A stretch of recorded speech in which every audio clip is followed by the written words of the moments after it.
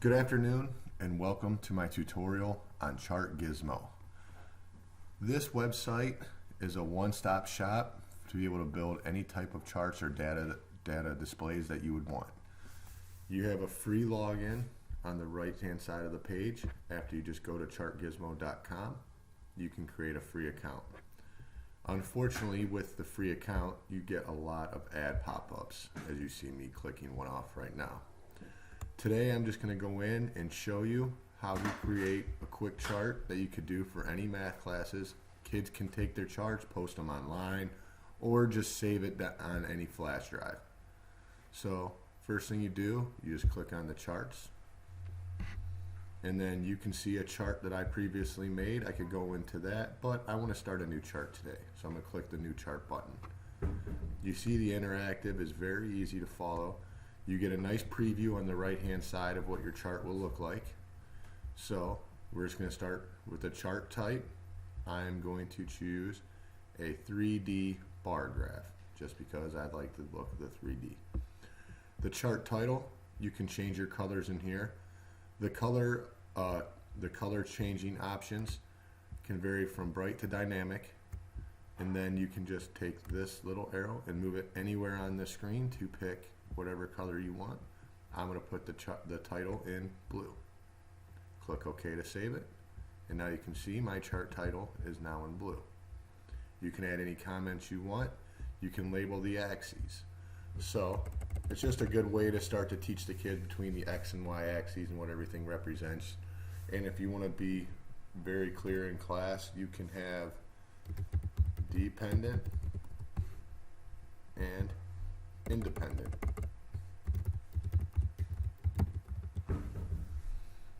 The size of your graph will be depicted here. You can change it from, this is the number of pixels. It's a lot easier just to try and pull from there. So if I hit 300 by 400, all I have to do here is update preview. It will update everything as I go through. And then at the bottom, save chart. After you save your chart, you can come back and just click directly on the chart, and it'll show you exactly the size of your chart.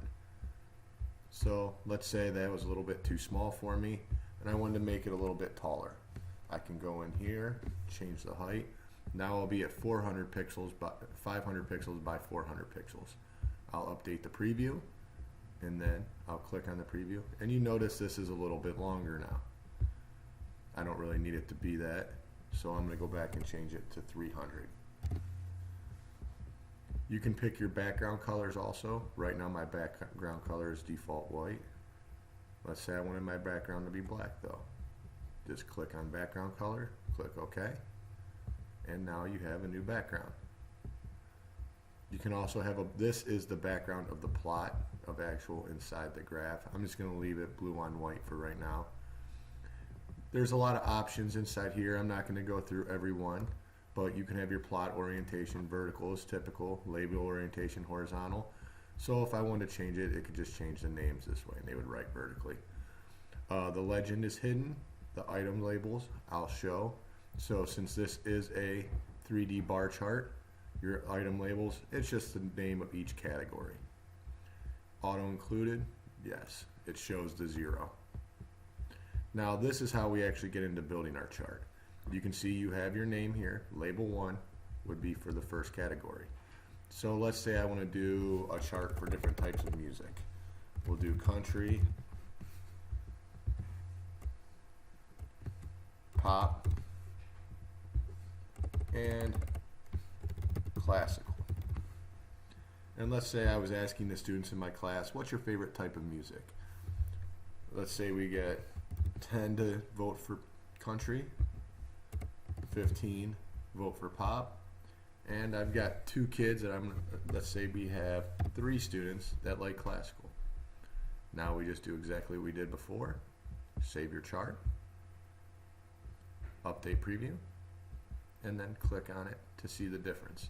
And our chart is pretty much already made. Now the nice thing about this, you can import from various different types of data analysis or data saving programs. But if you want to save your chart, I'm going to click it.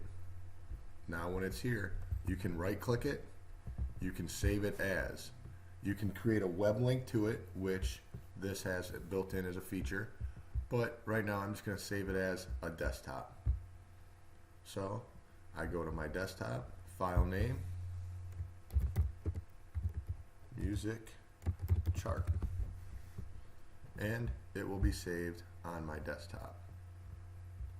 As you see, as I shrink it, there is my music chart saved for me, and I can send that through email or any way I would choose.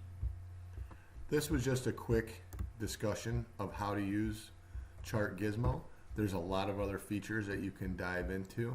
Personally, I think this is a great tool to use in any math class, as you can quickly build a chart, and the user-friendly options teach a better definition for what labels, orientation, and actual size of the chart. You really start getting into how big you want your chart, how many steps do you want your independent variable, and it leads to a lot of good discussions when you start building graphs and charts in class.